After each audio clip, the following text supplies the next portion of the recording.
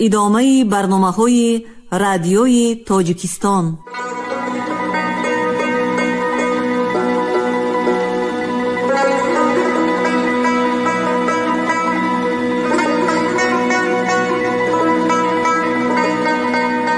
السلام علیکم شنونده های گرامی، با توجه شما گفتاری ادبی از سلسله خوانش بدیعی اثر نویسنده بزرگ تاجیک صدرالدین عینی، یادداشت‌ها در قرائت عبدالرشید خوجامقلوف. قسم 4، گفتاری 113.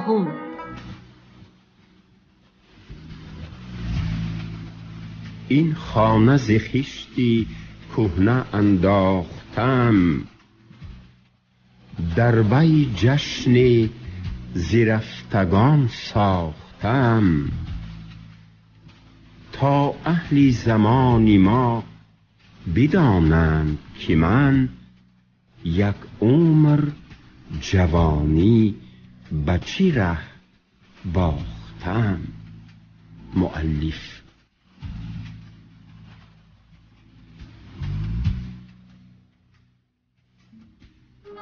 من دوباره دقت کرده دیدم همان شعرهای فصل و باب و 10 که شما های های گویان خواندید خالص نبودند.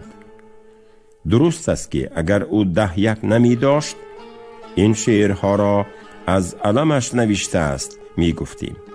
مادام که 10 داشته است این شعرها را برای آن نوشته است که ملا بچگان پایلوش را به مقابل قاضی کلان، رئیس، آخوند، اعلم و مفتی ها که همه علمای دین بوده منصبداران دولت می باشند خیزاند.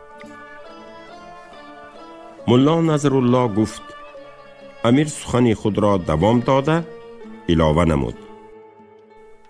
شعر 10 گویا در مدح من نوشته شده است، اما در وی مرا چنان حقارت کرده است که من از پدرم، از جناب عالی مرحوم هم 101 این گونه حقارت را نشنیده بودم. لطفی گفت. امیر قدری سکوت کرده ایستاد. معلوم بود که باز در دل خود دردها دارد و فکر می کرد که گوید یا نگوید. شاید به گفتن قرار داده باشد که از بین کاغذ پاره ها کاغذی را به دست گرفته دوام نمود. شما می دانید که بعضی محرمان کهنه خدمت جوان تراش هستند که ریش خود را تراشیده یا با موی چینک چیده روی خود را سفته کرده می گردند. البته این عیب نیست، همه روزها ریششان را تراشیده می گردند. اگر فرضاً این عیب باشد هم به من دخل ندارد. عینی انا همین حال را با یک شکلی بیشرمانه تصویر کرده عیبش را به گردن من بار کردن می خواهد. نظر به قول لطفی، امیر بعد از همین مقدمه از قصیده 10 بیت زیرین را خوانده است. هوشیار شو از ساده دلی، باز نیاری آن را که شده ساده رخ از زرنخ و آهک. نظر به قول ملا نظرالله لطفی، امیر باز یک چند بیت های مرا بر ضرر و حجو خودش شرح داده در آخر گفته است. قطع نظر از همه اینها، عینی آن کسی نیست که شعری او در قطار شاعران زمان منظور ما گردد. او یک آدمی سر و پا برهنه‌ای شورپوشتی بزمگرد است و کس در خواندن شعری او از شاعران دیگر شرم می دارد. از همه این نقلها به من معلوم شد که همه تیرهای تخمینی حتی تصادفی پرانده هم به نشان رسیده من از قید شعر فرستادن به امیر به طرز ابدی خلاصی یافته‌ام.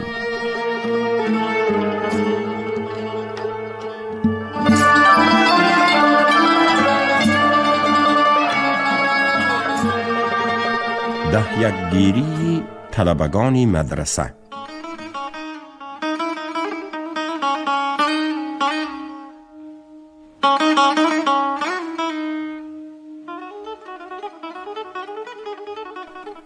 من در بالاتری این قسم یادداشت‌هایم ترتیب 10 دهی حکومت امیر را به طلبگان 10 خور به مناسبت ذکر ملا امان رازمازی نقل نموده وعده کرده بودم که در آینده طرز 10 گیری یعنی به قطار 10 خوران در آمدن طلبه های مدرسه های بخارا را بیان کنم.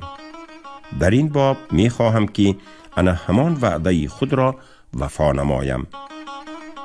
10,000 عدد بوده، هر کدامش 120 تنگه بخارا می شد. سبب 10 نامیده شدن این مبلغ معین انعامی آن است که منبع این مبلغ محصول زمین هایی بود که از حاصلاتشان به حساب همین مبلغ 10 گرفته می شد. در زمانهای پیش درآمد حقیقی از همان زمین ها رویده را به 1000 قسم تقسیم می کردند که گاه ها زیاد و گاه ها کم می شده است. چون امیران بخارا مانند اندازهای زمین های املاک محصول زمین های به 10 خوران تخصیص شده را هم سال تا سال به طریقه صنعی زیاد کردن گرفتند، برای به فایده خود نگاه داشتن آن قسمی محصولاتی به طریقه صنعی زیاد کرده شده هم آن قسمی که سال تا سال به سبب بلند رفتن نرخ غله‌دانه و دیگر حاصلات زمینی زیاد می شود، سهم 10 خوران را به یک مبلغ معینی 120 تنگگی 18 سومی قرار دادند. با گرفتن این مبلغ معین آن طلبگان حق پیدا می کردند که کتاب هدایه را موافق قاعده زبان عرب راست خوانده و به تاجیکی ترجمه درستی زبانی دهنکی کرده توانند و هم در ختم درس هاشان در تمام کردن پروگرام مدرسگیشان بیش از 5 سال نمانده باشد. یعنی هر طلبه به 10 گیری حق پیدا کرده می توانست پیش از 5 سال ختم درس های مدرسگی کردنش تا 1 سال 2 سال بعد از ختم این انعام معین را به دست درآورد. اگر انا همین شرطی در سالهای گوناگون آخرهای درسخوانی به دست درآورده شدن این انعام دولتی در میان نمی بود، ما می توانستیم 10 را به دیپلم رباط مکتب‌های عالی زمان خود مانند کنیم. زیرا هر طلبه مدرسه که لااقل تا 1 سالی بعد از ختمش در قطار 10 خوران در آمدن نتواند، ختم درس‌های مدرسه کردن وی اعتبار نداشت. مدرسی، امامتی جاهای کلام، قاضیگی و رئیسی بر این منصب‌های معتبر علمی را به دست درآوردن نمی توانست. بنابراین هر طلبه با هر راهی که ممکن باشد در سالهای آخرین تحصیلش کوشش می کرد که 10 را به دست درآورد. ترتیبی در قطار 10 خوران داخل کرده شدن طلبه پیشقدم و از طرفی کی داخل کرده شدن آن به طرز زیرین بود. هر سال از 1000 عدد 10 به 10 خوران داده شونده به سبب مردن، به سبب به منصب‌های کلان علمی که درآمدش 2000 تنگه یا زیادتر از آن باشد رسیدن، به سبب به اختیار خود از بحر 10 گذشتنی بعضی 10 خوران 150 عدد 10 خالی می شد. این 10 های خالی مانده را شخصاً خود امیر در بین قاضی کلان، رئیس کلان، اعلم، آخوند و مفتی های دیگر تقسیم می کرد که به شاگردانی و 10 گیری حق پیدا کرده اشان بدهند. البته از 10 های خالی مانده سهم کلانترین به قاضی کلان می رسید و به دیگر منصبداران علمی که در بالا نام برده شدند به اندازه منصبشان نگاه کرده زیادتر و کمتر داده می شد، به درجه ای که به مفتی های عادی بی عمل 2 یا 3 عدد می رسید. یک دهندگان ممیز یعنی سنجیده و امتحان گیرنده نامیده می شدند. هر کدام آنها در روز سنجش 34 نفر مدرسانی بالا درجه را نیز به پیش خود دعوت می کردند تا به طلبگانی به امتحان داخل شده با مصلحت آن آدمان خالیس بهای حقانی داده شده حق در جای خود قرار گیرد.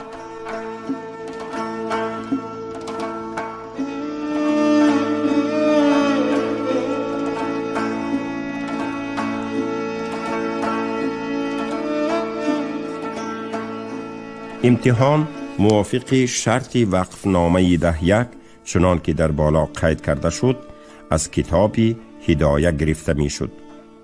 هدایه در موضوع فقه حقوق اسلامی تألیف یافته است. این کتاب 2 دفتر یعنی 2 جلد بوده. در وی طهارت، نماز، روزه، حج، زکات برین از عبادت‌های اسلامی گرفته تا نکاح، طلاق، خرید و فروش برین معاملات بین خودی مسلمانان، عشر، خراج و زکات 4 پا برین معاملات بین اهالی مسلمان و حکومت بیان یافته است. در امتحان 10 به طلبه عادتاً از اولی بابها و فصلهای جلد اولی هدایه می دادند. اگر آن طلبه یگان صحیفه جایی نشان داده شده را موافق قاعده زبان عرب بی غلط هیچ نباشد با 1-2 غلط خوانده نیم صحیفه برین از جای خوانده اش را به زبان تاجیکی ترجمه کرده تواند، او حق پیدا می کرد که بروی خط 10 گیرندگان داخل کرده شود. هر ممیز به قدر عدد 10 که به وی کی داده شدنی وی به اختیار خودش گذاشته شده است از شاگردان خود از سنجش گذرانیده به قشبیگی سروزیر می فرستاد. قشبیگی آن روی خطها را به امیر می فرستاد و امیر آن روی خطها را تصدیق کرده با فرمانی مخصوصی به قشبیگی برمی گرداند که به آن نامبردگان 10 داده شود. قشبیگی بعد از گرفتن فرمان 10 خوران نو را در روز معینی به ارک پادشاهی دعوت کرده 10 هاشان را می داد و آن روی خطها بر روی خط عمومی 10 خوران علاوه کرده می شد. طالبان 10 هر سال 2 یا 3 ماه پیشتر از موسم 10 به فصل و باب کردن مشغول می شدند.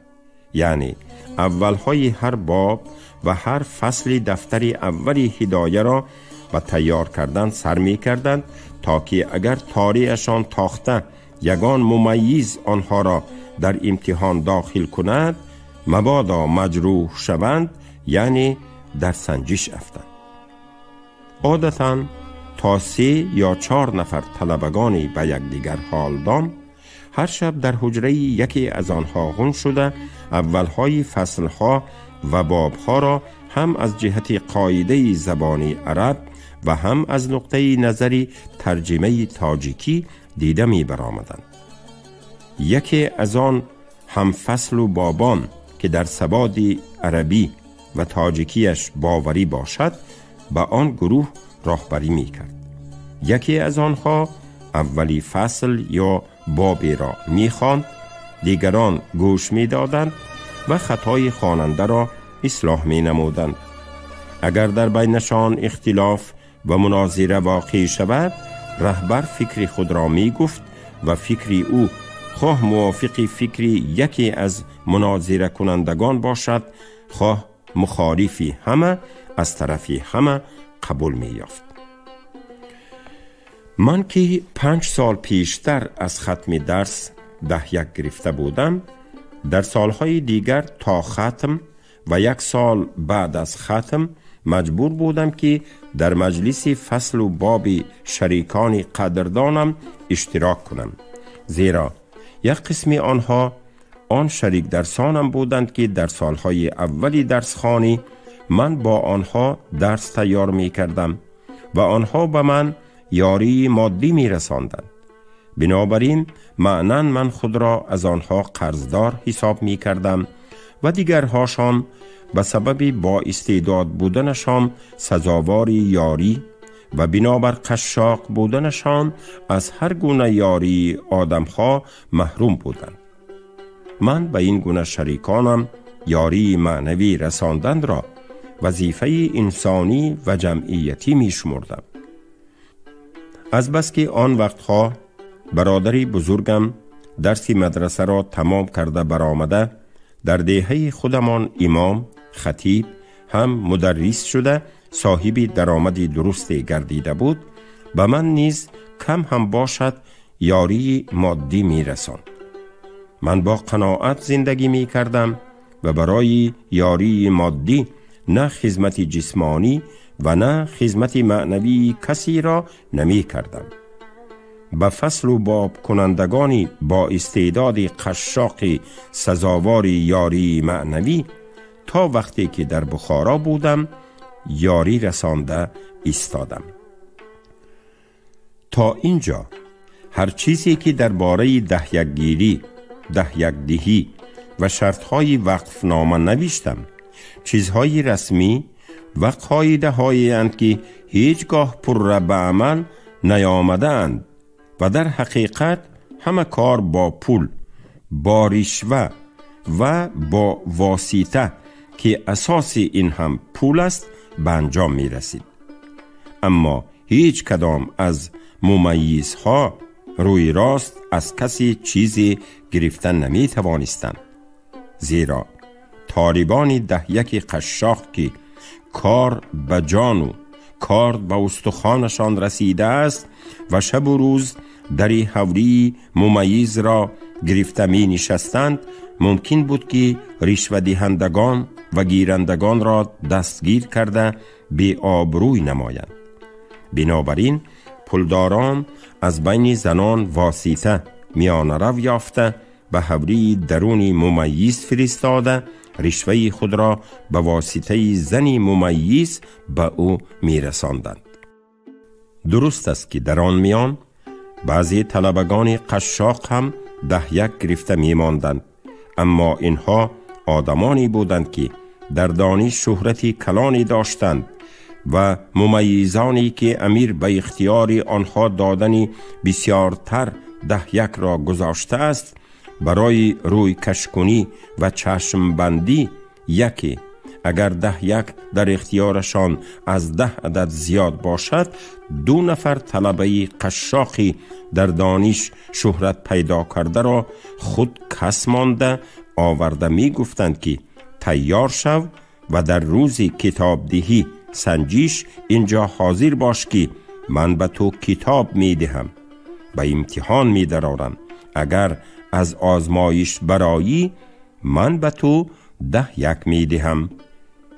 اگر در روزهای 10 دهی طلبگان قشاق از 10 مانده در حق ممیز زبان درازی کنند یا در کوچه و پس کوچه ها نام ممیز را برشوگیری شهرت دهند، ممیز درباره خالصاً لله و بی ملاحظه هیچ گونه منفعتی مادی 10 دادنش همان طلبه یا طلبگان قشاقی در دانش مشهور را مثال نشان میداد و می گفت آخر در وقفنامه 10 نوشتند که به هر طلبه قشاق 10 داده شود، بلکه شرط اولی به 10 گیری حق پیدا کردن این است که هدایه را آب برین داند.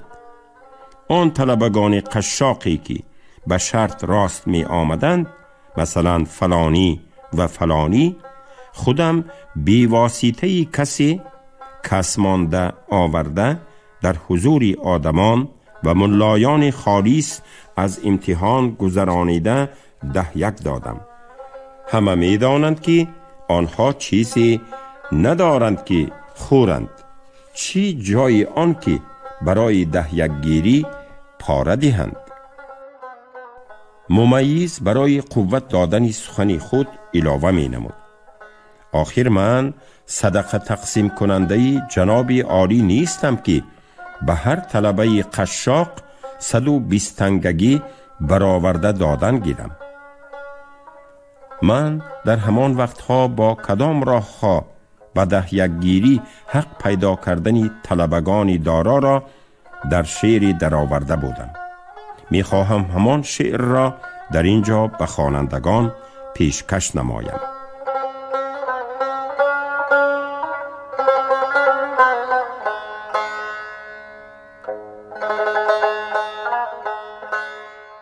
قطعه مصلحتی درباره ده یکگیری.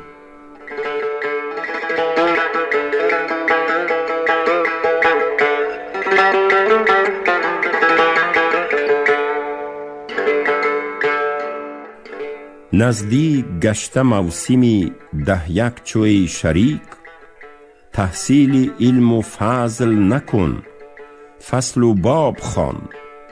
معنی فصل واسطه، معنی باب در، تحصیل این دو حاصلی از فصل و باب دان. یعنی دری سرای ممیز رو نشین، از بحر خیش واسطه هم یاب و برنشان. لازم بود که واسطه ات باشد از درون، زیرا درونی باب بود فصل را مکان. این است فصل و باب که کردم بیان منش، گر معنی دیگر بود او را نما بیان.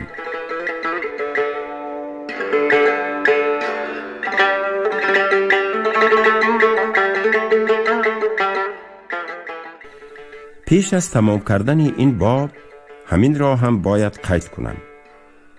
ده یک که خود 120 تنگه بود و به دست آورنده وی 5 سال یا 6 سال زیادتر وی را گرفته نمی توانست، هزارها تنگه طلبگان دارا را برباد می داد. آنها غیر از پاره‌ای که امتحان گرفته 10 یک دهنده را و واسطه شونده را می دادند، بعد از رسما به دست در آوردنشان این مبلغ را یک چند روز دسترخوان مبارکبادی کشاده به هر کدام آینده و روندگان شناس یا ناشناس یک سرقند 2 کیلوگی هیچ نباشد یک قطی نباتی 1 کیلوگی را با 1 و یا 2 تا نان تفتان می دادند. به 10 یک دهنده هم مبارکبادی گویان 1 دیگ آشی پلو، 9 دانه نان تفتان و 1 سرقند 1 پودی می بردند. از بس که 10 یک به دستشان در آمدگی بود، این پیشکشی به ممیز برده شام رشوه حساب نمی یافت. غیر از این یار و دوستانی نزدیکشان را جمع کرده ضیافت می دادند و بزم تشکیل می کردند. بعضی طلبگان میان حال با همین 10 یک گیری حجره استقامتیشان را فروخته خرج کرده و همه واسطه مادی زندگیشان را هم از دست داده مدرسه را ترک نموده به صحرا یا به ولایتشان می رفتند.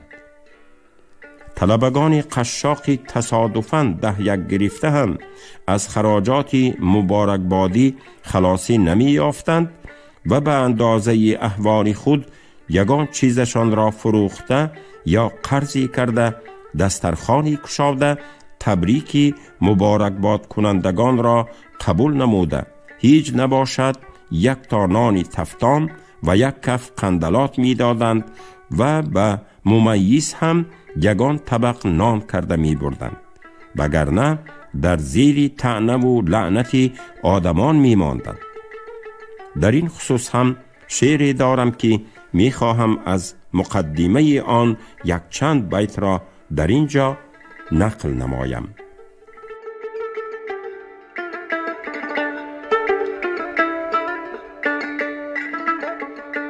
قصیده 10 یک.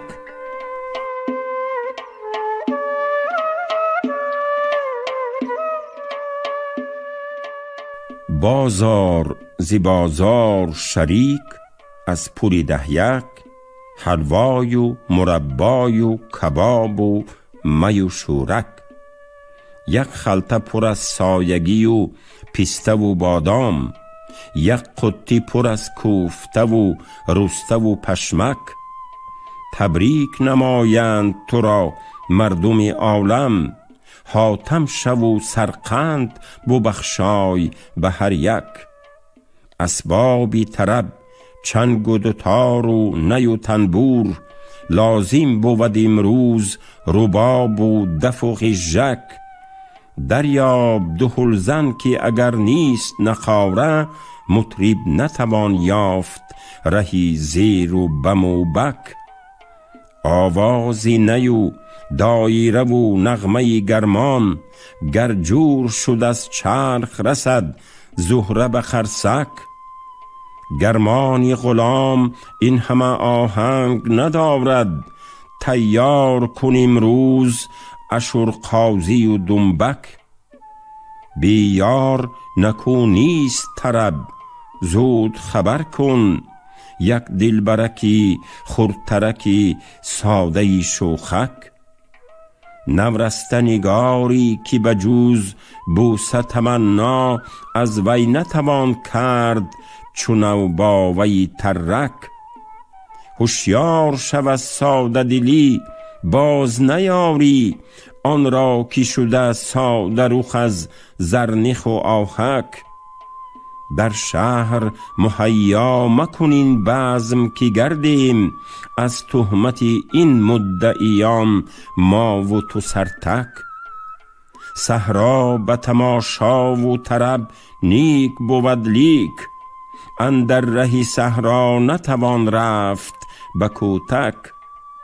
کوتک نتوان کرد سواری به چنین روز، تشویش مبادا دهد از دک دک غلطک.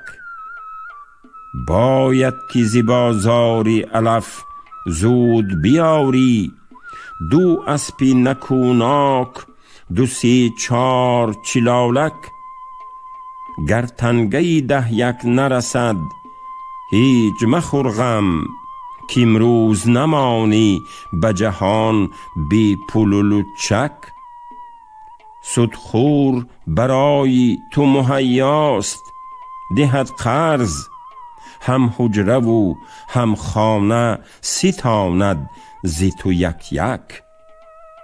قصیده در اینجا با 1 بیتی گریزگی به توصیف امیر می گذرد.